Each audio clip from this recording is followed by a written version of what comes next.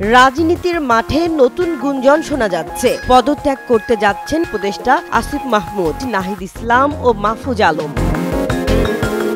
ক্ষমতার পালাবদলের পর দেশের রাজনীতিতে নতুন মেরুকরণ দেখা যাচ্ছে। জুলাই বিপ্লবে বৈষম্য বিরোধী ছাত্র আন্দোলনের নেতারা নতুন রাজনৈতিক দল গঠন করতে যাচ্ছেন, যা ফেব্রুয়ারিতেই ঘোষণা করা হতে পারে। শোনা যাচ্ছে নতুন দলের নেতৃত্বে থাকতে পারেন আন্দোলনের অন্যতম সমন্বয়ক ও অন্তর্বর্তীকালীন সরকারের তথ্য ও সম্প্রচার উপদেষ্টা মোহাম্মদ নাহিদ ইসলাম।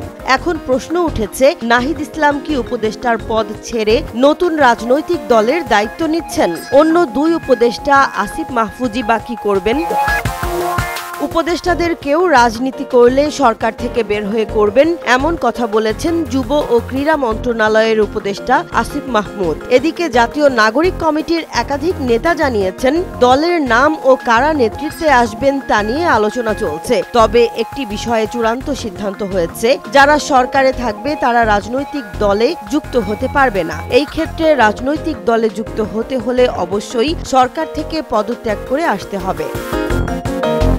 ছাত্রদের দল ঘোষণার আলোচনার মধ্যে অবশ্য অন্তর্বর্তীকালীন সরকারের নিরপেক্ষতা নিয়ে প্রশ্ন তুলেছে বিএনপি। তাদের অভিযোগ, সরকারের উপদেষ্টারা রাষ্ট্রীয় সুবিধা নিয়ে নতুন রাজনৈতিক দল গঠনে সক্রিয় রয়েছেন, যা সরকারের নিরপেক্ষতাকে প্রশ্নবিদ্ধ করছে।